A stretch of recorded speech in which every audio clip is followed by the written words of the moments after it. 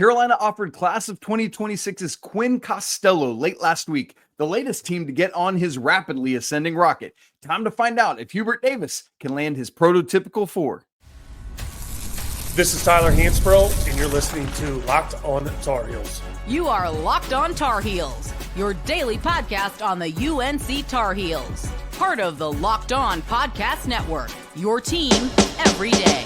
Hey there, what's up? It's Monday, July 7th, 2025. I hope you had a wonderful, non-fiery 4th of July weekend. Welcome into the Locked On Tar Heels podcast, the only daily North Carolina show out there. I'm your host, Isaac Schade. You're joining me at the place to get your Tar Heels content every single day. It's all part of the Locked On Podcast Network. Thank you so much for making us your first listener watch to get your Monday going the right way. Special shout out to all you everydayers out there and all the members of the Locked On Tar Heels Discord and our Locked On Tar Heels Insiders. Great to have you all here. This episode is brought to you by Game Time. Download the app, create an account, and use code LOCKEDONCollege for $20 off your first purchase. Coming up on the show today, a fun Monday, a great way to kick off the week. Carolina offered quite a few players last week, 2026 and 2027. The latest of which is Quinn Costello. We'll talk about him in just a second. Summer League is off and going, not the official NBA one yet, but just the kind of preamble one. Several Tar Heels already playing. Want to get you primed on all of that. And then Sporting News has put out a list, actually about a month and a half ago, where they ranked the ACC quarterbacks, and they have Max Johnson as Carolina's starter. So we'll talk about that. Before we get going, gotta address a couple really sad things. I'm actually later recording this than I intended to be, but there was a bunch of flooding in the Chapel Hill, sounds like Durham area on Sunday evening. As I record this, I haven't heard of any fatalities or anything, but it sounds like things are not great. And so if you're there, if you're in the area, been thinking of and praying for you, stopped to pray for all the residents there. And I don't know what I can do from afar, but if you need me, please reach out. And then the other thing, the obviously all the sad news in Texas. You might recall that last week, Davis Wallace was on our show and talked about how he and his family tragically lost their young daughter in the past year.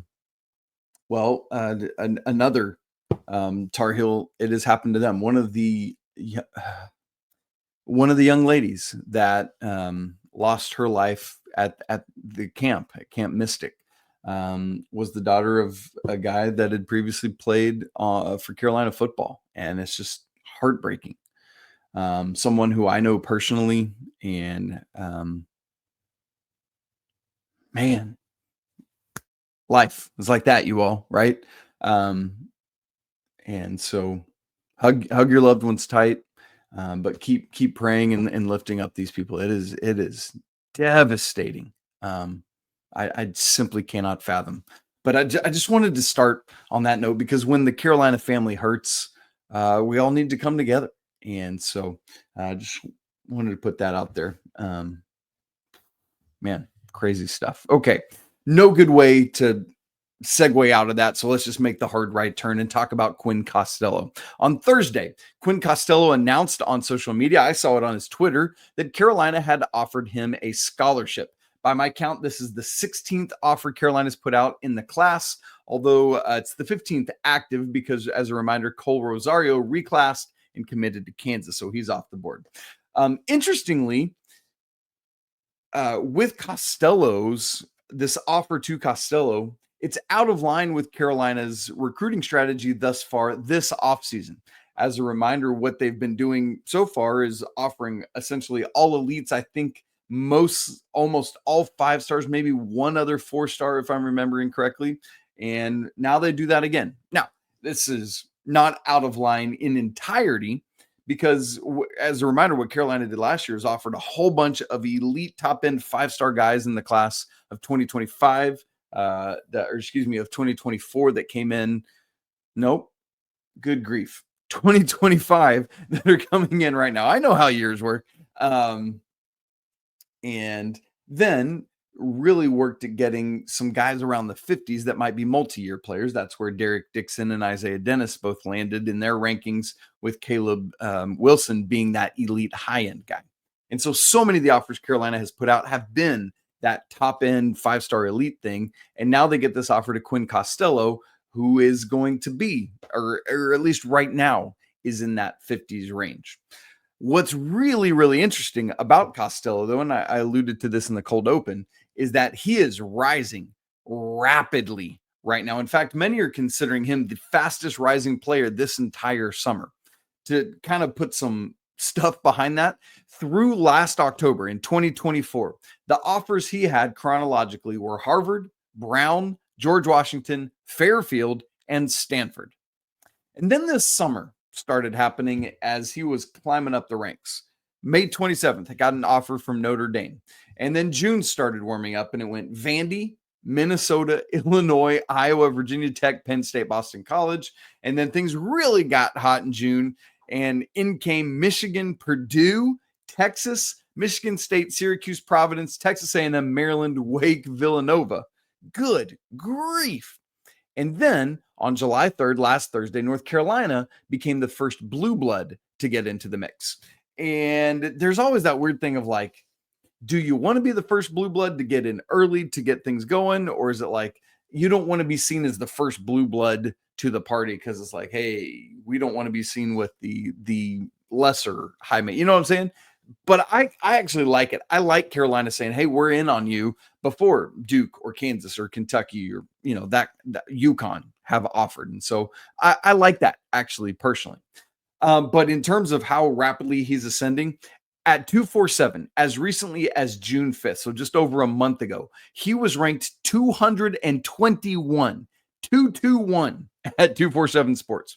On the 18th of June, they moved him up to 74th, and he's currently 72nd. And I'm here to tell you, he's not done. He's going to keep rising. ESPN just refreshed last Wednesday. They've already bumped him up to 50th, while Rivals, I don't think they've refreshed yet because they don't even have him ranked right now. Crazy, crazy stuff. And he is Quinn is just climbing the ranks rapidly. Bio stuff, he is 6'10". He's 195 pounds, so slight for his size. Is a forward. Plays on the Under Armour circuit, so not part of EYBL. You won't see him at Peach Jam and that stuff. But he was just named co-MVP at Pangos Camp. That's one of the bigger things on the UA circuit. Played at that NBPA Top 100 camp, you remember, a couple weeks ago. My understanding was a late invite and then showed up and just like balled out and is like, his team, he plays for Middlesex on the AAU circuit. He's up from New England. Plays up there, kind of Cooper Flag, stomping grounds there. And so you just need to see them getting more out of that area. As for his game with Quinn Costello here, the dude can absolutely shoot. Go watch his footage. It's insane. He's a big boy with a big shot. Maybe we'll put it that way. Some of these attributes of his shooting are so impressive to me. I like to go watch as much when we get ready to talk about somebody on the show here. I like to watch as much footage as I can, both like game footage, highlights, whatever it is, man. I'm trying to consume as much of it as I can. On one of his videos for college basketball scouting, shouts to them, by the way, man, they put up great videos kind of highlighting how players score and what else they have in their bag and all sorts of stuff like that. But on one of those videos, it was around the 25-second mark, catches it on the wing, shot ready, never brings the ball down, just keeps it up, boom, bottom, quick, like that. And I love that in a big, because so often with bigger guys, you see them being clunky. The mechanics are tough, especially a high school kid still growing into his skin. But I really like Costello's shot. And never brought it down. When you're that big, one of the greatest advantages you have is your height. And the second you bring the ball down, similar to what you tell after a rebound, keep it up. Don't bring it down, because then they can get it, right? If he catches that ball up here and never brings it down, boom, shot ready, go. Unbelievable stuff. His form looks to me to be repeatable. So even though he's 6'10", even though there's all the gangly stuff, man, he's got it figured out. That's tough for a big boy, but he can do it. He's from what I have seen in video, he's good spot up. He's good in dribble handoff shooting. He's good as the roll man. Just really impressive stuff. I mean, there's plays I saw where he's the trail big on the break, but instead of just rim running, he went out to the wing, got a bounce back to him, boom, canned it. I mean, just crazy stuff. But I also love, like, he's not just three-point hunting. In transition, the dude gets out and runs. He wants a bucket. He's obviously a couple inches shorter than a Tyler Zeller, but he's got kind of those vibes. Remember how Zeller would just get out and just go sprint? That's what it looks like I'm seeing every time I watch with Costello. He gets out and goes. It's really good in PNR as the roll man because he can pop. He can pick and pop, or he could roll to the basket and finish. And I mean, his dunks are crazy good. And so that allows him to be able to read and react to the defense and do what he needs to do. So I guess a couple questions as I watch Quinn Costello, and you can go do it yourself, is what is he positionally? Because, yeah, he's 6'10", so he's got the height to be a 4, maybe even a 5, but he doesn't have the girth for it. You know, right now, from bio numbers I found, he's 195, and so it's like, man, that's kind of slight. That, to me, projects to be a 3. So my question is, are we dealing with a massive wing, small forward 3, whatever you want to call it, or more of a stretch 4 who, you know, under Jonas Suration can bulk up and fill out and get out to the wing and keep doing that? If it is the latter, if he is a stretch 4, my man needs to eat everything that the good Lord has placed on this earth and placed in front of him to get some meat on them bones. He's just not really big enough right now. Now, I mean, that's not his game. Even as a 4, he's not a get in the post and have post up buckets. That's not what he's going to do, but needs to be able to absorb contact, needs to just have some more whatever. Right. And so that's what I would be looking for from him, but he moves and plays like a 3 in my opinion. And so if he has the bulk to do that at the 4, that could be a massive matchup nightmare for the opposition. So if he could hold up at the 4, that's some crazy scoring punch. Great stuff there. And then another question I have is, how high will he ultimately ascend? You know, with Quinn Costello, he's already been going to the moon, you know, and again, he's at, 50 now at ESPN, 72 at 247. I don't see this as a Drake Powell situation where he ascends all the way into the top 10. I mean, that was just crazy kind of stuff. But I do feel like he could get into the 30s, maybe even the mid to low 20s. We'll see. But if he keeps doing what he's doing, man, I mean, goodness gracious, really, really impressive stuff. Just proud. Like, you love to see this. This is why we do this, man, is so we can see young men, young women find themselves and just go crazy. So how cool, man. Good for you, Quinn. That's awesome. Quinn Costello, great stuff. And so we'll see as Carolina continues to pursue him and other class of 26 guys. And we'll have more to talk about with 26 offers, 27 offers. Some of those have gone out as well, all coming up in the coming weeks and stuff as we go through the summer here. Now, speaking of summer, NBA Summer League is underway. I want to update you on what Tar Heels are on, what teams, and who you need to be watching for. In fact, we even had a couple games already this weekend. We'll get to all that in just a second. Right after I tell you about game time, have you ever decided at the last minute to head to a ball game with friends, with family? Maybe it's game day and suddenly you realize, like, man, I really want to be there in the stands. See if I can catch a ball, take my glove. It'll be great. Well, that's exactly where Game Time comes in. It's the easiest way to grab last-minute tickets without the stress. With the money you save on tickets, it's cool because that allows you to splurge on other things, food, drinks, merch, whatever it is. Game Time makes it possible. Game Time makes buying tickets fast and simple. Prices on the app actually drop the closer you get to first pitch. And they've got incredible last-minute deals, clear seat views, and a lowest price guarantee that takes the worry out of buying.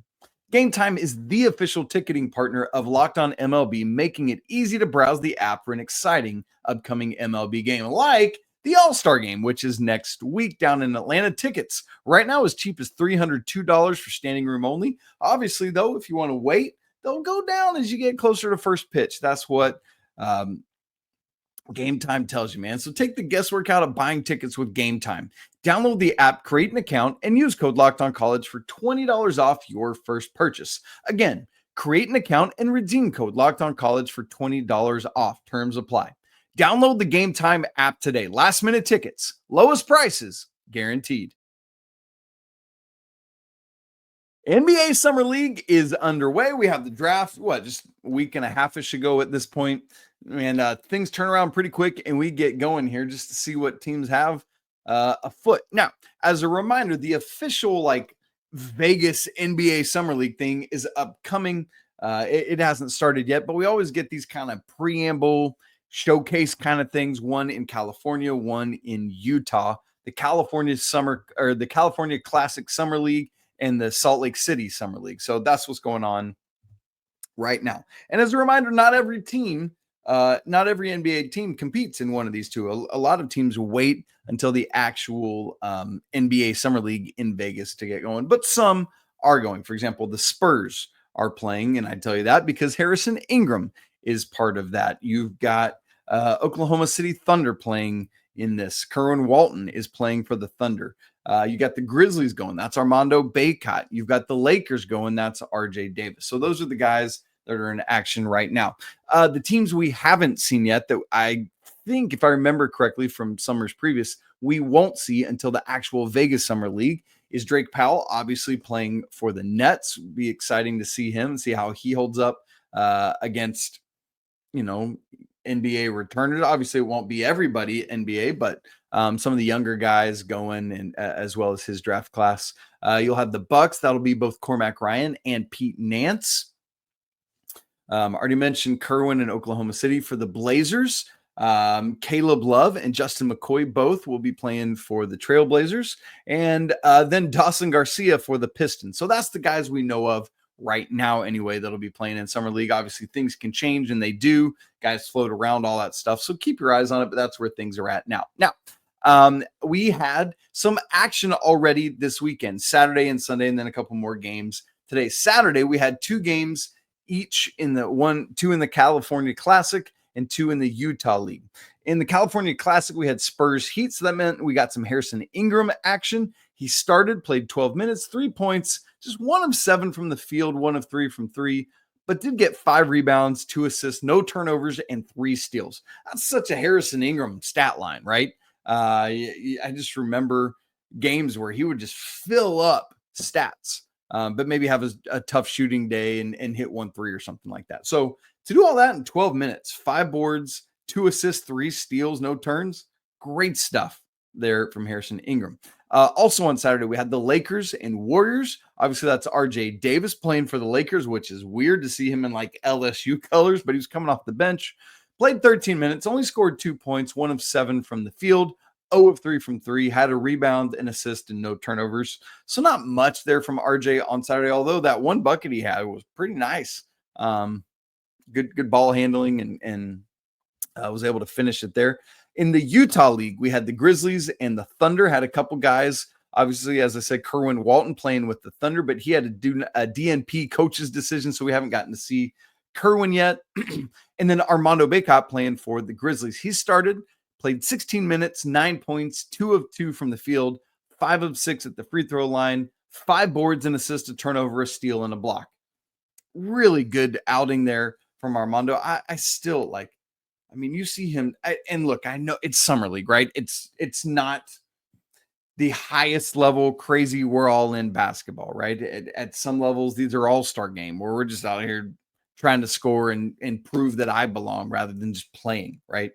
So there is an element of that we got to recognize. But when I see the things Mondo did in the G League, when I see this stuff, and I know the G League is not quite the NBA level, right? It's AAA or whatever. I feel like he should get a shot, man. I really do. But whatever, it's fine.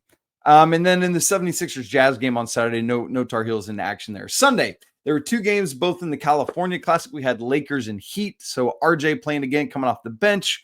12 minutes, had 5 points, 2 of 3 from the field, 1 of 2 from 3, had a board, 4 assists, 2 turnovers, and a steal. So nice. A better shooting day from RJ on fewer attempts. filling things out as a distributor, 4 to 2 assisted turns. Had another really nice bucket. It was right before the end of the first quarter, I think. Was dancing out on the left wing, got to the bucket, had to go high off the glass to avoid a shot blocker. I mean, it was a great finish. Had a 3, really good stuff there. In the second game, Spurs and Warriors, Harrison Ingram started again. 14 minutes played, 8 points, 2 of 5 from the field, 0 of 1 from 3, 4 of 5 at the free throw line, 6 rebounds, and assists, 2 turns, and 2 steals. Again, doing all that in just 14 minutes. I mean, it's great efficiency there in some of the intangible stuff from Harrison, right? Like in the 2 games so far, he's played 14 and 12, 26 minutes. He's got 5 steals, 11 rebounds. I mean, it's crazy. Good stuff from Harrison there. He looks big, by the way. Have you seen him? Bulked up. Today, Monday, got 2 games in the Utah game, Thunder and 76ers. That'll be 7 Eastern tonight on ESPN. We'll see if Curran Walton's able to get in the game.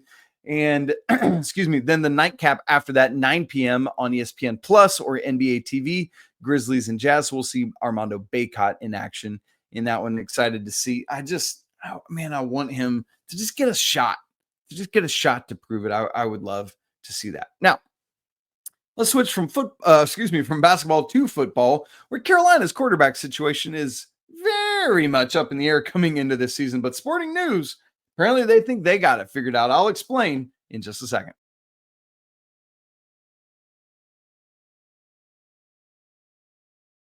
I have no idea how I missed this article at the time, but back in May, the Sporting News was doing like a series where they were ranking the starting quarterbacks for each team in the Power 4 conferences. So did SEC, Big 12, Big 10, and ACC. And I don't know how, again, I don't know how I missed this at the time, but somebody this weekend brought it to my attention, and I was like, oh, okay. Okay. I've got questions, Sporting News. But here we go. Let me just read you the list, and then I've got some observations, both Carolina related and other. I don't know. All right. Should we go 18 to 1 or 1 to 18? Yes, 18 teams. I'll explain that. Let's go 1 to 18. Number 1 on the list, Cade Klubnik from Clemson. Number 2 on the list, Haynes King, Georgia Tech. You're still out here waiting for Carson Beck, aren't you? I was. Number 3, he comes into the list, the Georgia transfer to Miami, 3rd in the ACC Sporting News starting quarterback rankings. 4th, Kevin Jennings, SMU. 5, Miller Moss, transfer from USC to Louisville. Great stuff there. 6, Darian Mensah at Duke, the Tulane transfer. Number 7, CJ Carr at Notre Dame. He's a freshman. Number 8, Chandler Morris at Virginia. Number 9, Kyron Drones at Virginia Tech. 10, Grayson James at Boston College. Number 11, Tommy Castellanos, Florida State. Number 12, CJ Bailey at NC State. Number 13, Max Johnson at North Carolina. 14, Eli Holstein at Pitt. 15, Ricky Collins at Syracuse. 16, Devin Brown at Cal. 17, Robbie Ashford at Wake. And 18, Elijah Brown at Stanford. So let's start on the Carolina side of this. First off, you went with Max Johnson. And I don't say it. You went with Max Johnson because of his ability. He's somebody I believe Bill Belichick, if he's healthy, Bill Belichick can find him. He was Carolina starter last year in game 1 before he got hurt. Now, granted, he wasn't playing alongside Sam Howell or Drake May, so I hear that as well. But Max Johnson earned that starting nod last year. If he's fully healthy and ready to go, we'll see what happens. In fact, had a tweet this weekend. Let me see if I can find it. Max Johnson, 14. Of him, just in the inside training facility. Leg is feeling great. Looking forward to fall camp. Just threw a little dot right across the middle right there. Yeah, great stuff. Looks to be moving well laterally and vertically. And so really encouraging there.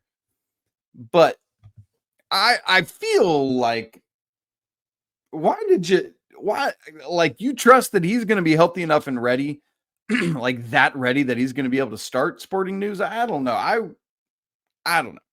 They list a backup with each team, and they say the backup as sophomore Gio Lopez, And then there's a little like snippet or whatever.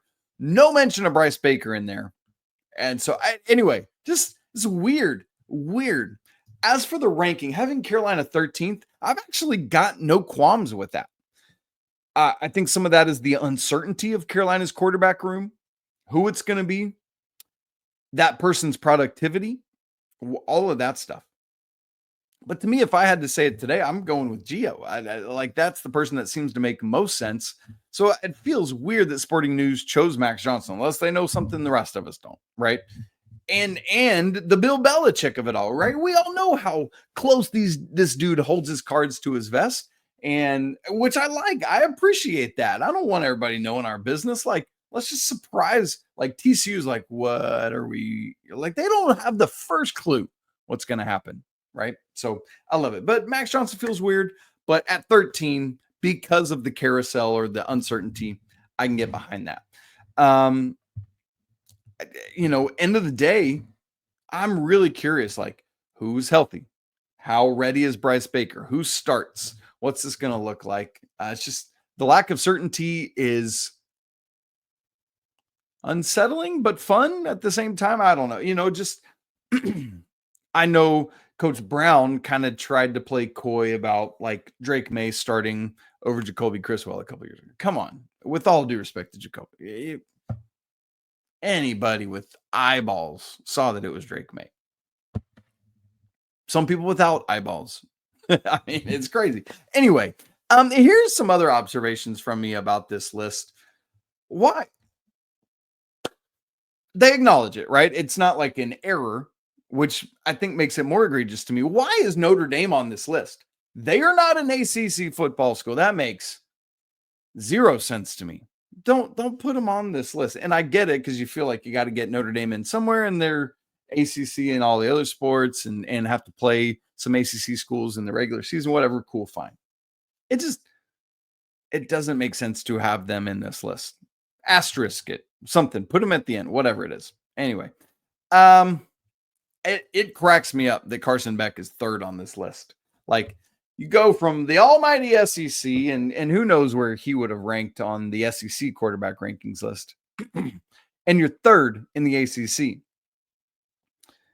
And you're third behind Clemson, understandably, because that often happens if Cade Klubnik keeps rising, and also Georgia Tech and Haynes King, which I guess that sounds like I'm bashing Haynes. I really like Haynes King. I think he's great.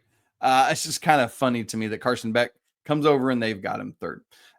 The other thing is Tommy Castellanos leaving Boston College, dumping on his teammates on the way out the door a week or two ago. Did you see that? Man, that just honor the people, man, that have gone to war with you, right? But he goes out the door just spitting all this about what he's going to do at Florida State. And he shows up 11th on this list, man. I mean, just 2 spots ahead of Carolina's question mark at quarterback is Tommy Castellanos, with the NC State CJ Bailey sandwiched in between. Oh, how I want to beat NC State this year. Got to get that going. But his bravado, everything Castellanos has going at FSU, it was funny. You want to know what's funny? Dumped all over BC. Their quarterback that or at least Sporting News's rankings here, they project Boston College 1 spot higher than Florida State. So in Boston College, you might have just gotten an upgrade at quarterback in the shape of Grayson James. That to me is hilarious. So, man, as we get closer and closer to August, we're going to have to wait and see how this quarterback room is going to shake out, man. What's it going to look like? Who's it going to be? I'm really curious for that. And it's not just, a couple guys going at it, like last year.